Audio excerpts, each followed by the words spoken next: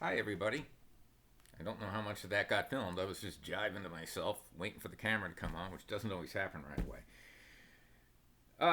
It's Phil, and this is Coping with Donald. July 1st, 2025. Lots of coping still to come. Um, some things that you might have missed that I would like to bring up. The first one I know you missed because it's just my own feeling. There's a lot of people that are happy with what Trump's doing, which really makes me very sad because to me it's, how many cruel people do we have?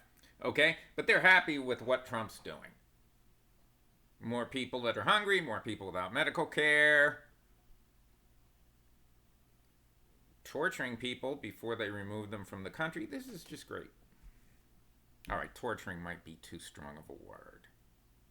Treating them like animals. Okay? Those people are happy.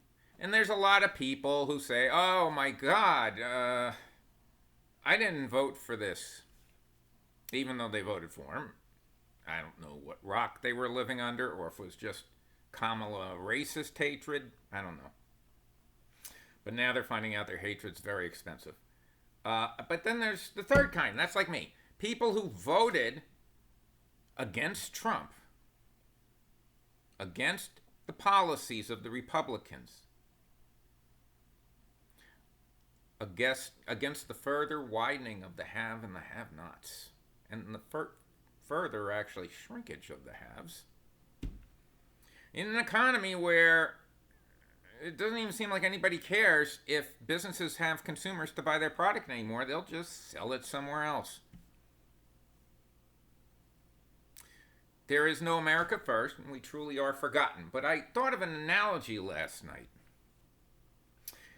I feel like I've lost my country. A lot of people feel like they've lost their country. Anybody who's an empathetic person, remember Elon? We have too much empathy. Anybody who's an empathetic person or a caring person or feels for other people when they're hurting, who has a sense of community, I think they feel like I feel. And I feel like a French person in World War II after the Germans conquered France and made them into Vichy France. That's what I feel like. I still live here. People are still kind of the same around me. But you know you're not wanted. You know you're in trouble. You know you're in danger. You know your rights are not the same. And that's how I feel. Just a good way to describe how I'm feeling. And I was talking with somebody last night who is a liberal. I don't think she'd ever watch this. She is a liberal, and she hates when I bring up what she calls politics, what I call life quality in 2025. And she says that she has said, and other people have said, I have to accept things the way they are. Which is pretty dismissive, I mean, well, when the Minnesota Speaker of the House, a woman, was killed by a MAGA nut a few weeks ago, and her husband was killed too, by the way. She was a Democrat, and so I just decided to stir the pot a little bit. And my friend said, wasn't that terrible what they did? And I said, well, I think it's just something we have to accept from now on. Ooh, did she get mad? Really mad. How can you say that about me? Blah, blah, blah, blah, blah. All of the people who are silent, my friend went as far to say, well, we have to do what Trump wants or we'll die. She didn't say that word for word. Let me rephrase that. We have to be careful not to disturb Trump.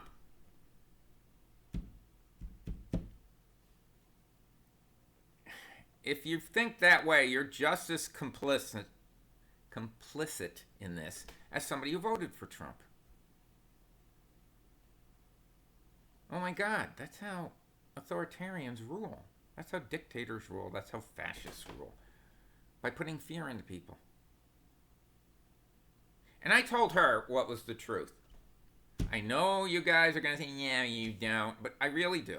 If I knew for certain that my death would overthrow this mess and we'd be the country that we were 20 years ago, or even 10 years ago, I would do it. I'm 67. Kind of sucks because I worked all my life to get to this point where I could relax, but Trump might just take that away anyway, on a whim. He's establishing that he can do whatever he wants like a king.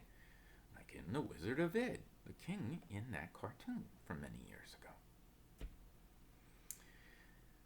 If I knew for certain that my death would free America, would punish the Republicans who let this happen, and bring in a new group of Republicans, say, to replace them, who aren't into the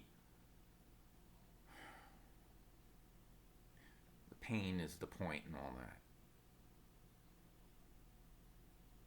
Not just on immigration, but on tariffs, on retirements, on health insurance. I would do it. What more noble cause than that? July 4th is going to mean nothing to me. Worshipping a flag is not being a patriot. Believing in freedom for Americans, freedom of choice, that's American. I never came out, not once, did I come out and say that Trump did not win this election.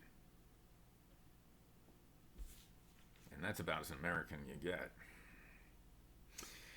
And the big beautiful bill passed the Senate with changes, and now it's interesting because it goes back to the House, and the House is going to adjust it, and the Senate will adjust it, and they fight, and all that kind of stuff.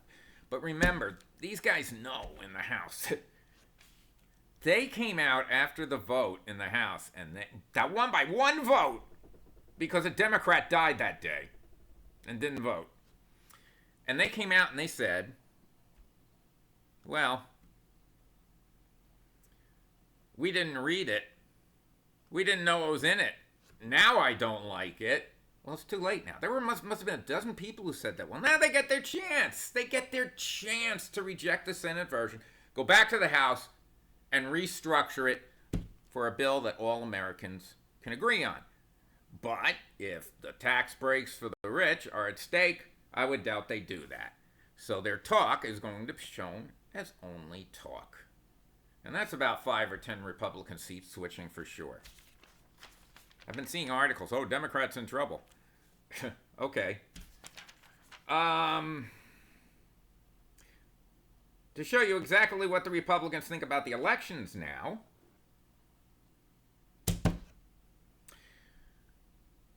Miami has their mayor up for re-election and commissioners of the city of Miami. You know how New Jersey is going to have the governor's race this fall? Virginia has their governor's race this fall. There are odd year elections, mostly for obviously smaller positions. Miami has their mayor coming up for re-election and a lot of the commission, many of whom are term limited. So, do you really think that the Republicans are going to retain these seats in the Miami-Dade area? I will vote for Donald Trump. Toot, toot, toot. I will vote for Donald Trump. Those people aren't happy right now, okay? So, in the face of election defeat, and I got this from a very reputable, who I consider a reputable source on the internet, Miami voted to cancel their elections. Imagine if Democrats voted to cancel elections when they were in power. Miami voted to cancel their elections. Now, whether this will stand up or not, I don't know. The fact that they did this, If they do wind up having to have the election, boy, oh boy, what are they going to run on? Anyway, they're going to stay in office for another year. Even the ones who are term limited are going to stay in office for another year because they know they're going to lose.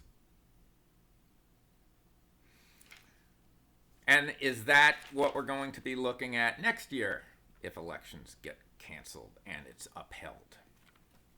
By Donald Trump. Do. Because he knows he's going to lose the House. I mean, everybody knows this now. I don't know if he'll lose the Senate, but he's going to lose the House. Finally, Elon Musk came out real heavy. He threatened all the Republicans. You voted for this. I'm going to spend so much money to get rid of you.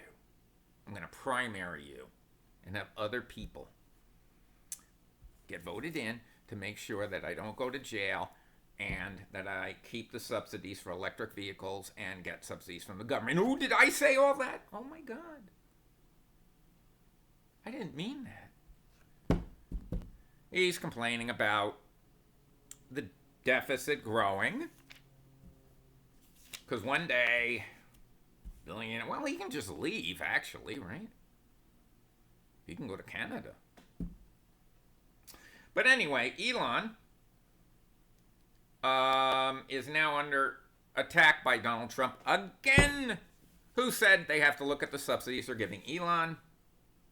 And also, they have to, what was it now? Look into it when describing whether or not Elon should be deported.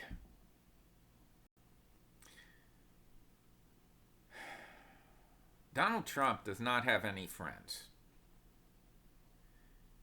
He has butt lickers. So, as we march down the merry road, well, we're already mostly down the road, into the wonderful city of fascism, Oz. Wondering how we're going to claw out of it one day, or if we'll just die first. This is Phil. This has been Coping with Donald.